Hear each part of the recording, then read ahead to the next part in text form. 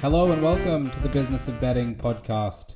Today I'm joined by Mark Sampieri. Mark, thank you very much for coming on. What's up, Business of Betting listeners? I'm Dustin with Pro Play Golf. I know a lot of you are obsessed with golf like I am, so I want to introduce you to our new Pro Play wipes. We've got two products. Both are golf-specific wet wipes in resealable packs, one created to clean your golf balls and club faces anytime you want, especially now that all ball washers are empty. The other is our grip cleaning wipe. Remove sweat and dirt and restore your grips back to that brand new tacky feeling. No more slippery grips ever. Check us out at goproplay.com. That's GOPROPLAY.com. For Business of Betting listeners, please use discount code BOB15 for 15% off your total order. Keep it clean out there with Pro Play Golf Wipes.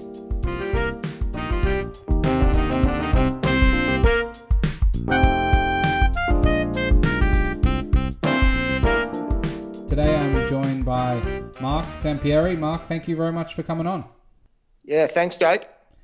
A lot going on. We usually start with background, but before we go backwards, I want to just ask, being a bookmaker in this current climate, this environment, there's many things that people talk about, the obvious ones, but are there any unusual things that you're dealing with, putting aside the usual that people talk about?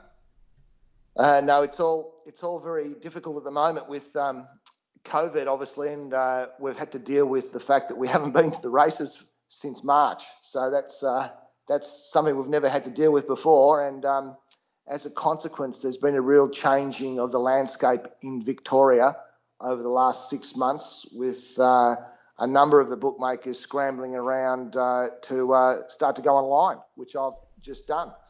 And we'll certainly dig into that. I just want to ask, I'm guessing, well, one of the impacts I've seen in the past sort of 4 or 5 months, especially in a lot of industries, including this one, is that things followed a clock. You know, a lot of times you'd get up in the morning, you'd head to the track, you'd put the stand up, you'd be there 30 minutes before the first, you go through that period every day or every Wednesday, every Saturday, whatever it might be, for years and years and years. And everyone knew when carnival time was, they knew where, you know, the quickest way to get out to the provincials, all these things were very much automatic. And then something like this comes along and really shakes everything up. Has it made you change the way you think about things entirely? Or are you just trying to figure out a way to get back to what you know and understand and somewhat of a normal world, let's say? No, it's been a real change, Jake. As you said, all those little things that make up my routine of my week have all been thrown out the door. You know, I used to drive to the country races at least once or twice a week, and you know, years ago I was driving there 4 times a week. But simple things like I've put petrol in my car, I think once every 2 months now, where I used to fill it up twice a week. So just the whole life has changed. I basically just go from the bedroom to the office now. And then back out for dinner occasionally to the lounge room and back to the office. So it's really weird. I didn't mind it too much at the start, because I've been going to the races 3 or 4 times a week for 20 plus years, and I've thought, this is like a bit of a holiday. And while the business was still going really well, and it still is going really well during the lockdown period with my phone business that I used to run OnCourse, it hasn't really affected me on a business sense. So it was more like the lifestyle change and trying to come to terms with how that has affected your time. Because the most difficult thing about being a bookie is that you're on call virtually 24/7 when someone wants to have a bet. And now that we're operating from home, that becomes even more of a challenge, because the punters want to bet. So you never get to switch off. So that's the most difficult thing about working from a home office environment as opposed to the race course. When you'd walk out of the race course, you could sort of switch off, but there's no switch off now. It's just go. Yeah, absolutely. And I'm guessing, given the location's the same, it doesn't allow much transition from switched on, taking bets, or alert at any time to some recreational activities, whatever that might be. So I'm sure it's an almighty task just trying to remove those two things. I'm sure they're very blended these days. Yeah, and absolutely. And look, I'm one of the lucky ones. I've got a business that's still running and has been running extremely well over lockdown. As most people know, gambling turnover has been the one industry apart from alcohol that's gone through the roof, to the detriment of all the other businesses in Australia. But we're going through the roof, so we're lucky. There's a lot of bookies, OnCourse bookies in particular, who basically have been twiddling their thumbs for 6 months. We've got a membership in Victoria of 150 bookmakers, and there's only about 20 of us who are working at the moment. So we're the lucky ones who have to work out how to work our routine around our busy lives. But there's another 130 of us who aren't doing anything, and the future for them is grim in regards to what's happening here in Victoria. Do you remember the first bet you ever took? Were you at a racetrack up on a stand? Were you holding the bag? Do you take us back to those days? Well, I was working with my dad from when I was about 12 years old. So I started working for him at around 1980, and I worked with him at the races, and I did all the jobs with him. He made me do. I didn't do any penciling. Apart from penciling, that was too difficult for me. I let that to the experts. But I wrote. I did my time on the payout stand. I took the money. I held the bag. I ran around and did a lot of betting back.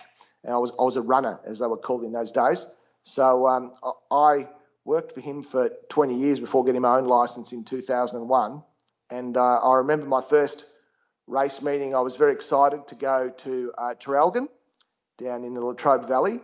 It was a bit of a wet track that day. We had the first race. I held $700. I won $200, and then the stewards inspected the track and abandoned the meeting. I thought, hang on, the $200 I won, I've got to give to my staff member. So I gave him the 200 and said, yeah, there you go. I'll come for nothing. You got 200. And then we drove home after one race. And I remember the old man said to me, you didn't win, did you? I said, yeah, I did. He said, oh, it's a disaster. I said, you can't win on your first meeting. Otherwise, there's nowhere to go. That's amazing recollection of that experience. And I guess it's a funny little microcosm of all the different nuance that comes with gambling. You might have won, but then you pay out your clerk or the people helping you, and then what that sets the stage for over the coming 19 years or 20 years to come. It's quite an interesting tidbit.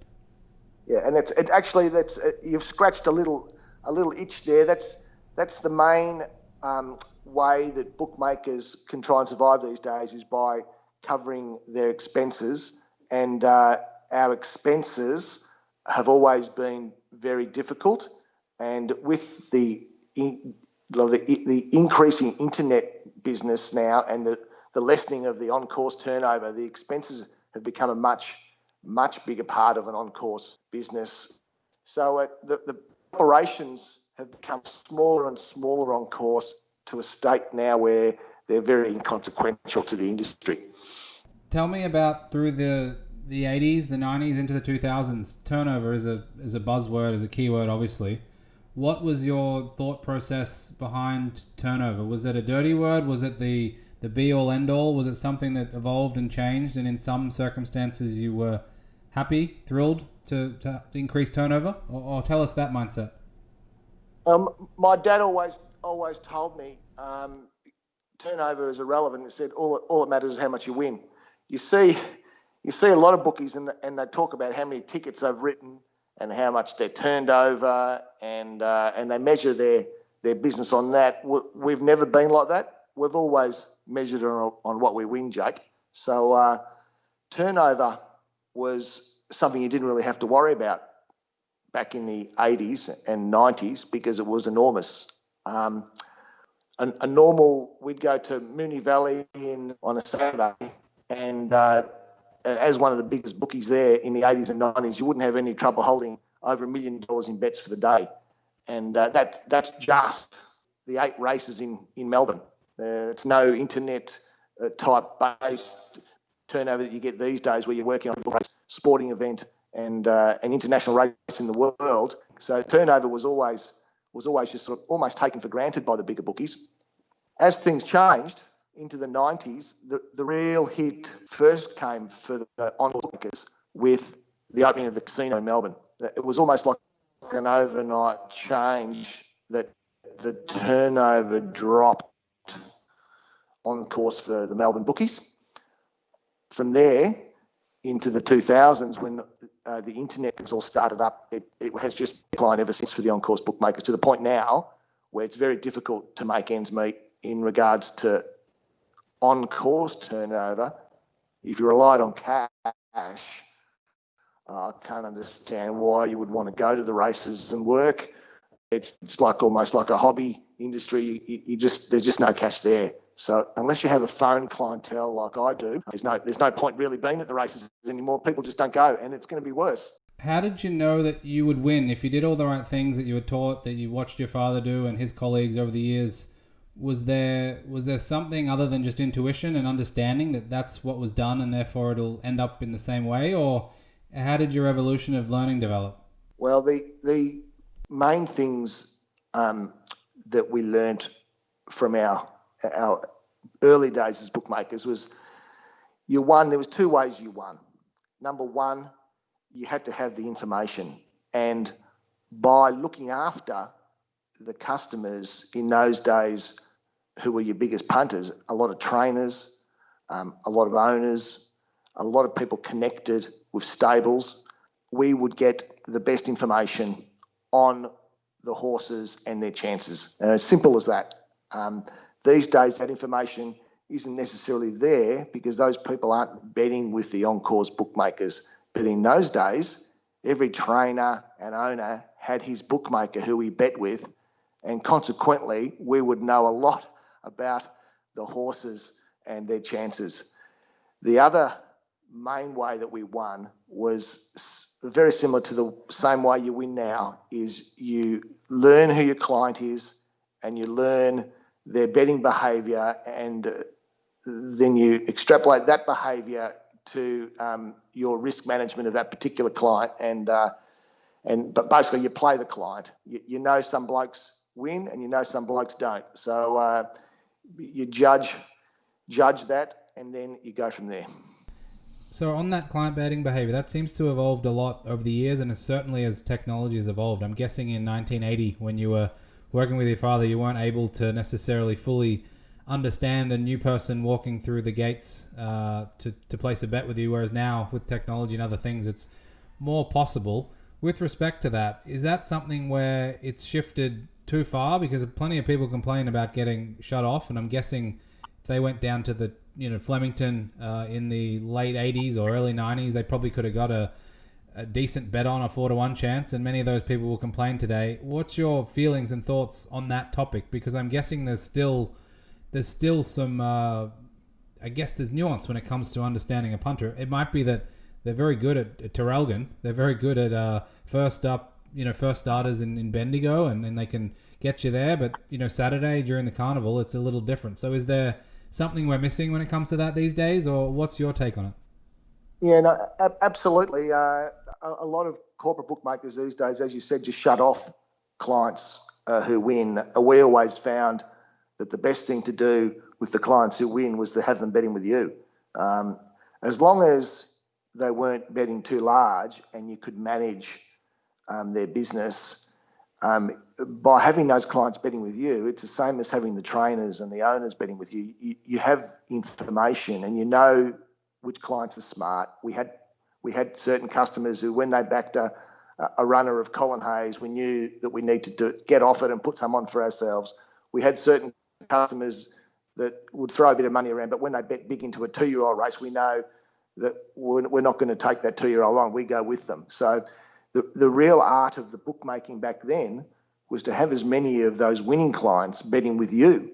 And the turnover was such that you could have those guys betting with you and then take the other horses, because it wasn't hard to lay. It's impossible to lay them. You can be trying to lay something that you know is not. Just can't do that on course. In those days, with the winning punters betting with you, then everything was in your favour.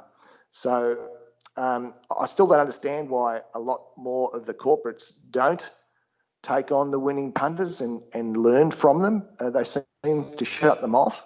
I think because they're such big operations that they don't have the intricacies to be able to deal with a particular punter's nuances and behaviours. Whereas when we were a small operation, on a busy Saturday back in the halcyon days, we might have 7 or 8 staff working at the main stand, and we would be able to work out which punter was doing what and in real time make that work to our advantage.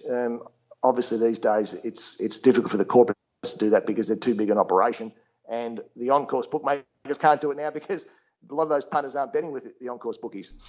Yeah, it certainly sounds like the problem has compounded on itself by the fact that, maybe these bigger organizations aren't as agile as you might be able to be. And then that lack of turnover means that, in the early 90s, if you got 30,000 at 4-1, during a carnival, you could work your way around that far easier than today. I mean, a lot of people will dream of getting 30,000 on at 4-1 these days, and it's probably just not viable unless they're... Jake, it wouldn't be just during the carnival. We'd have blokes having 30 or 40 or 50,000 on things, like I said, at Moonee Valley in the middle of winter. And back in those days, in the 80s and 90s, you only had to take a step to 2 or 3 bookies to be able to back it back. It wasn't hard to back a horse to win 50,000 with one bookmaker on the rails. There was some big bookmakers. You could easily get on to win 100,000 in a minute or two. So it wasn't a problem getting off. So it's never a problem taking the bet if you know you can get off. And when the clients come up to you, it's not like you're the only person who was offering 9 to 2 or $5.50 in today's terminology. It would be available everywhere because the bookmakers were quite consistent with their price back in those days. So it wasn't a problem. Tell me about this art versus science. You talked about some of the on race day agility you need to make quick decisions, I'm guessing. It strikes me these days there is a little bit of science to it as well. Have you seen over the years people heavily focused towards, the old theory of looking a punter in the eye and figuring out if it's a good bet to take or a bad bet to take? And I'm obviously being slightly facetious, but I think there's an element of that is real, to now where it's, much more data-driven, data-heavy, speed maps, and a lot of things that fit more into the science category that require some, manual tweaking and intuition as well, but it's certainly a very heavy part of the process. Have you seen, certainly on the bookmaking side, people take both approaches or a combination that's worked well, or is it your opinion that more of one is probably better than the other? Yeah, well, look, originally bookmaking was all about science, or put better, it was about mathematics.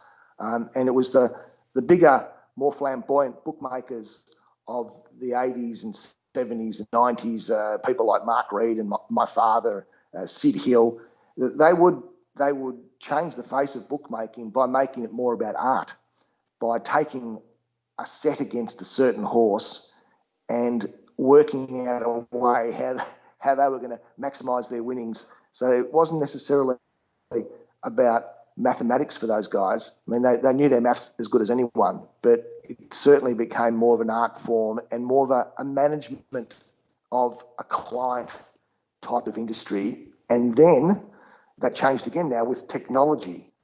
Technology has made it go the other way. It's now more about science. And it's more about mathematics again now.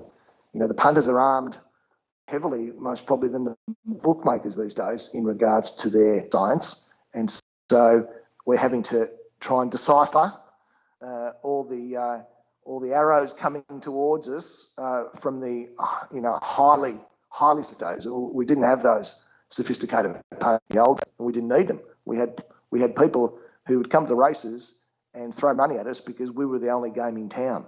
So we're not the only game in town now, and it's gone full circle.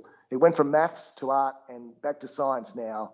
Technology has driven it, and the punters have driven that more than the bookmakers. Did every bookie throughout your, let's say early 2000s or even 80s and 90s as well, did they all know the OnCourse product, every horse, every jockey, every trainer, every track condition, all the weather?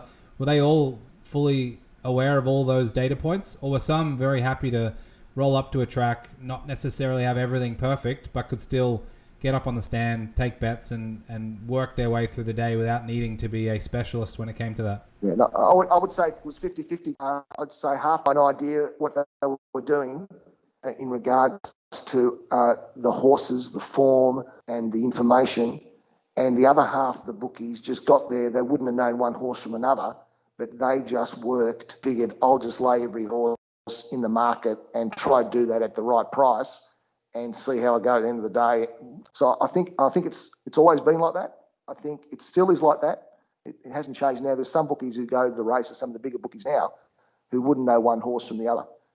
They're just purely there to work, to lay every horse and hope for a result. And that's become harder and harder to do because the margins have come down so much over the last 5 to 10 years, especially with the advent of Betfair and of turnover that we described before.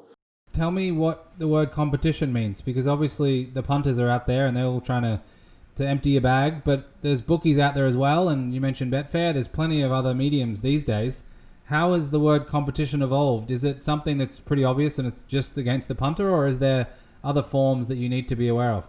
Yeah, well, these days the competition is more against the other bookmakers, where before it was against the punters. So now the bookmakers make up a large majority of your business on the racecourse because they're holding the money and betting back, whereas in the old days it was the punters, and you would offload some of the punters' money, but not so much of it, if you knew what I mean, and you were happy to take that punter on. But these days, you're competing with each other for the minimal amount of money that is there on track. And not only that, you're competing with Betfair. If you have a look at the OnCourse bookies now, nearly everyone is staring at a Betfair screen as they're working to make sure they're competitive with Betfair, because they know if they're not competitive with Betfair, they're not going to get a bet. So it's almost like a race to the bottom in regards to the percentages and the competition between the OnCourse bookmakers now. It's not so much the case when you look at the corporate bookmakers. Their main thing is the tax regimes that have been imposed on them by all the state racing bodies. So it's a little bit different for us. We're in a quite attractive position for our tax that is levied upon us, but on the other hand, we have to compete very hard against each other to get a bet.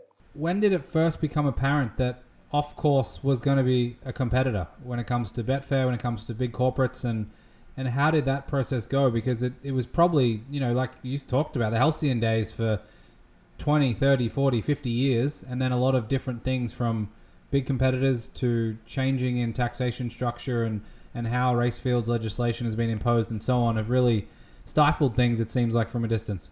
Yeah, well, it all stemmed from being able to bet off course. I mean, SP bookies and that type of thing started up they've always been around, but with phone clientele, they started up quite heavily in the 90s. And as soon as that started and phone betting became a thing, I mean, the turnover with the OnCourse bookies has dropped significantly.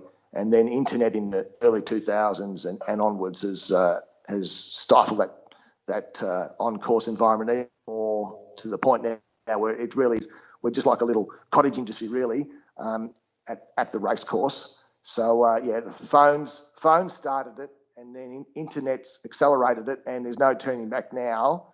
The OnCourse environment will always be as it is now. I think it'll just stagnate. I can't see it getting a lot worse, but there won't be the bookmakers coming through to replace the old bookmakers as they disappear. Tell me let's say I'm a sports bet client. I'm 19 years old. I've really only ever used sports bet or a competitor of theirs. I like racing. I watch racing. I've never really been to the track, but I enjoy racing. And what type of experience are they missing out by not going with someone like yourself? And you can talk a little bit about the transition from retail focus to online now if you like, but how do you go about attracting that type of customer if they're used to, one of the typical corporate offerings that exist now? Well, the unfortunate thing is, Jake, that we haven't been able to attract that type of customer to the racecourse.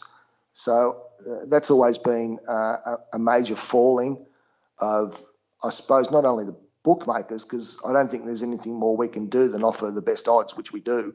I mean, if a punter comes to the racecourse, he's going to get better odds than anywhere else in the whole world.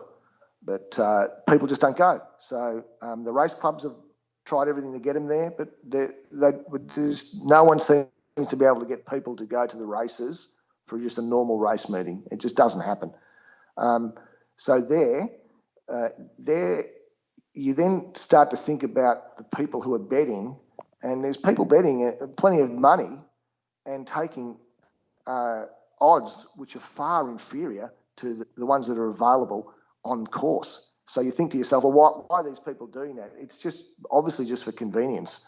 So in my online space that we've just commenced with Real Bookie, we see our main selling point going forward as offering superior prices, especially on the Melbourne races, which is our specialty, to the punter. So that's the way you can try and generate your business, because as a small player online, the tax benefits are so that you can offer better odds and still be in a better position than someone who's offering lesser odds. So the price is not necessarily relevant on course, because people have shown that they just refuse to come to races and take the better odds. But online, I think people are smart enough to work out who is offering the best odds, because they can see at the click of a button very quickly where the best odds in that particular marketplace is. Yeah, no, that makes sense. And I'm worried about the institutional knowledge of guys like yourself and others who've been around for 30 plus years, 20 plus years, 10 plus years, and where that all leads. Have you thought about that, especially when it comes to the current day and age, and where your colleagues who have 20, 30 years of knowledge in the bank are going to be able to ply their craft? Because we certainly don't want to lose them. However, the shrinking and tightening of things is obviously posing a challenge. Yeah, I think we are going to lose them, Jake. I can't see any other solution. I mean, I've been up online now for 2 months, and the skill set is completely different when you're working online. I mean, the basics are the same, but what you're doing online that doesn't really relate to the way I'm standing up on a bookie's stand on the race course. It's completely different. So we're going to lose that skill set of people who've plied their trade at the races. I don't think there's any way around it. The way forward isn't that the race course bookmaker will survive. So even now, the skill set at the races is more about trying to manage your turnover in regards to trading on Betfair and arbitraging your bets. So that's already started to change. The bookmakers who used to work as bookmakers in a traditional sense have almost disappeared already. So I don't think there's any saving that skill set. I think it's going to disappear. What made you transition to online? I'm guessing you would have considered it for a long time now as things have progressed through the last decade or so. What was the impetus now, and how do you see that rollout over the next couple of years? So look, it's become priced at a certain point now in regards to the level that we need to come in at. So I can start up an online business quite economically, and there's been a number of Victorian bookmakers, I'd say almost sort of 7 or 8 of us in the last sort of 6 to 12 months that have gone online because it's available to us on an economic basis. Obviously, I've been thinking about it for a while, and with the turnover, especially the last couple of years, even dropping even further, I just haven't been able to see a workable future on the race course. And I've sort of proved that to myself this last 6 months while I've been locked up at home, that I've been able to manage and maybe run my business more profitably from my home office. My phone business that I would normally run on the race course at home has been better. So it's another example of why I don't really need to be on the race course anymore. And another example of where the future is. The future's in technology and betting on the internet. So I can afford to do it now because I can get in at the right level. And then going forward, the main thing we need to get our head around now is that it's a 24/7 operation, and I still can't quite gauge that because I have to switch off my mind in the past, but now you're beholden to people every minute of the day having a bet somewhere. So it's a bit difficult from that perspective, but we'll get our heads around that eventually. How do the conversations go when I know you're part of the bookmakers in Victoria, the coalition there. How do they go when you're talking to other participants or stakeholders when you say that we're going to lose some of these people that have been around for 20, 30 years, 15 years and have helped drive this industry forward? Is there any sense of we need to scratch and claw and make sure we figure out a way forward for, a large portion of what makes this wheel turn, which is the bookmakers? Absolutely. I mean, the bookmakers haven't given up. There's a lot of bookmakers doing everything they can to try and make the OnCourse experience as successful as possible.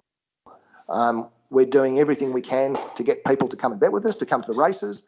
We're trying everything, but I just can't see how it's going to improve. At most, we'll hold on. So there's a lot of little bookies, and we haven't forgotten about them. We're doing everything we can, Jake, but personally, I think it's a losing battle.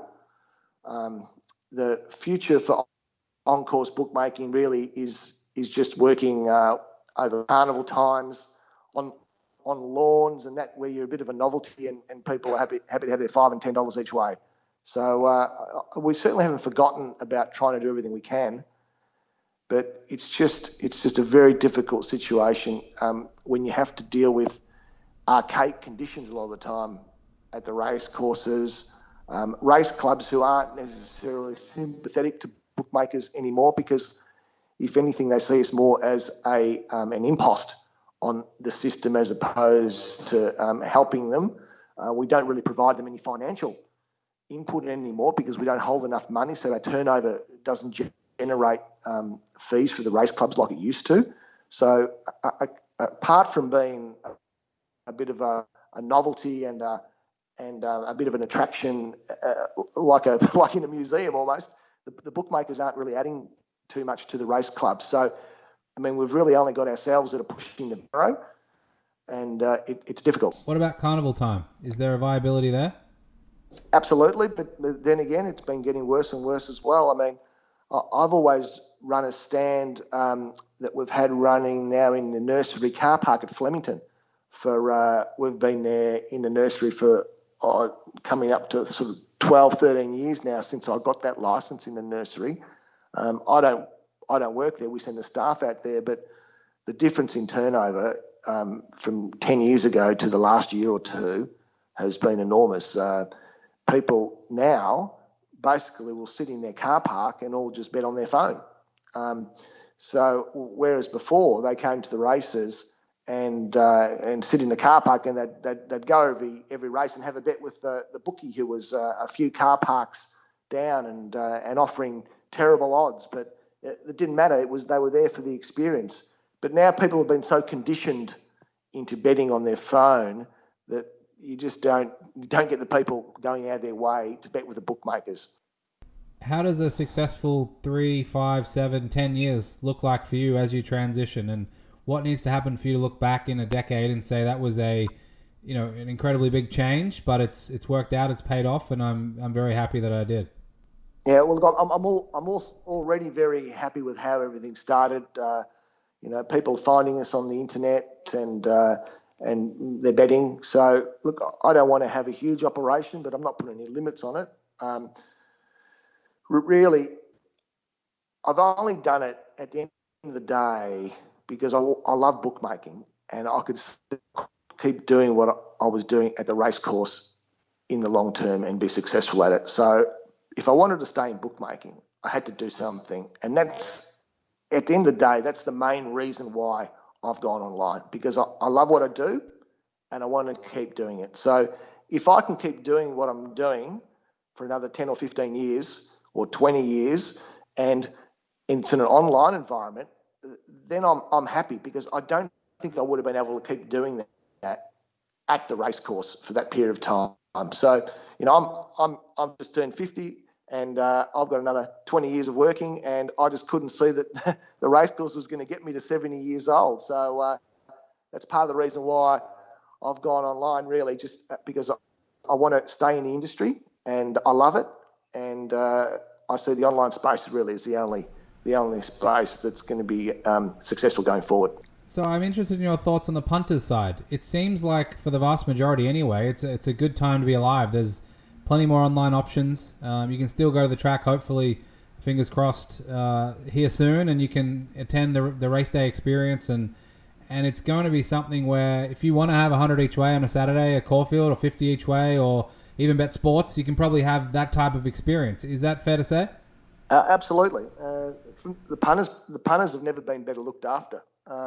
One of the biggest shocks to me going online is that all the punters, they all expect bonus bets. So it's something that you just never had to deal with when you're at the races. You just best up and take the bets. But nearly everyone who comes to you online is expecting to be looked after with bonus bets and price bumps and deposit matches and all this sort of stuff. So really, I mean, the punters never had it better.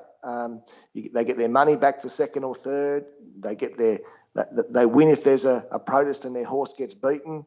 The experience for the punter is fantastic these days, and you can have a bit of fun as long as you gamble responsibly, and that's always important.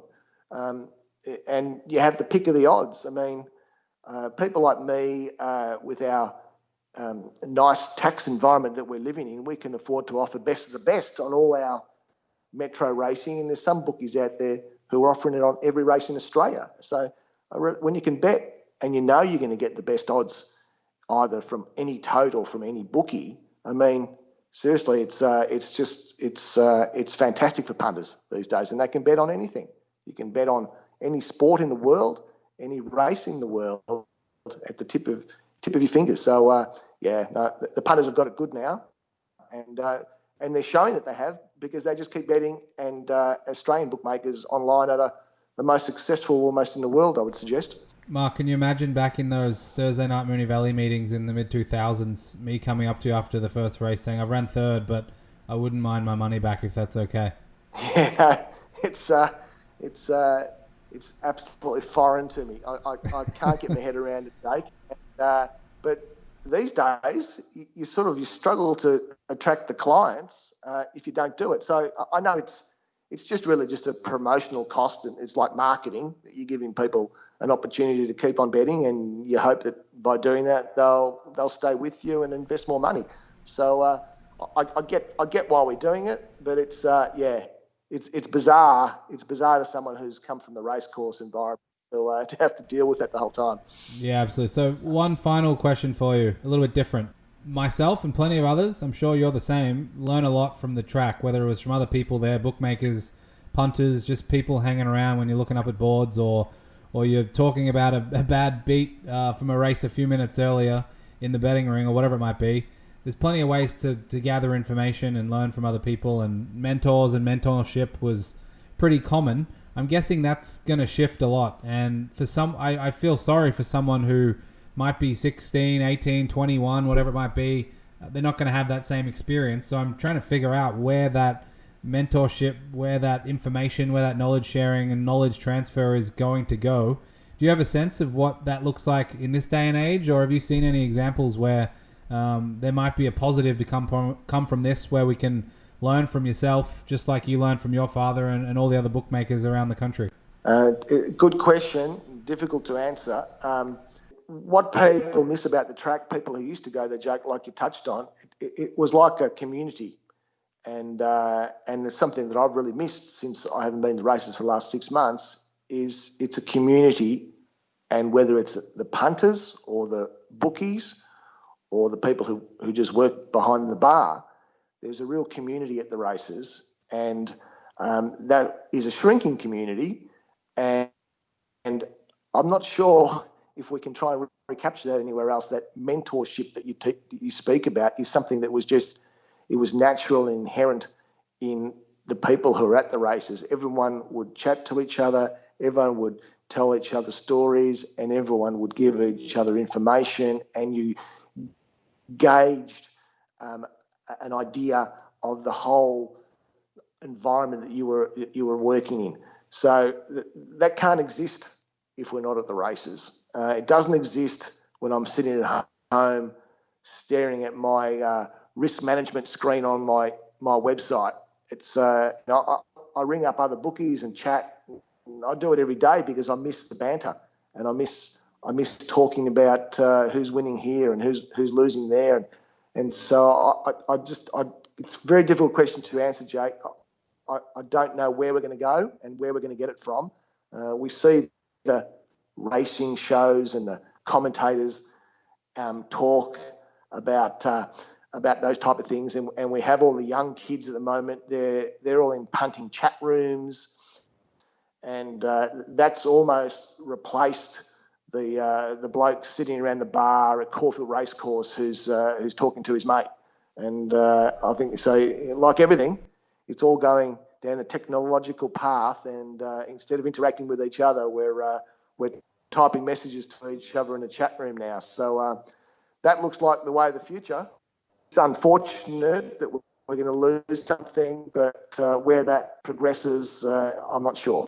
No, indeed, and I wish you very well on your path and the technological adventure you're on. Thanks for coming on the podcast.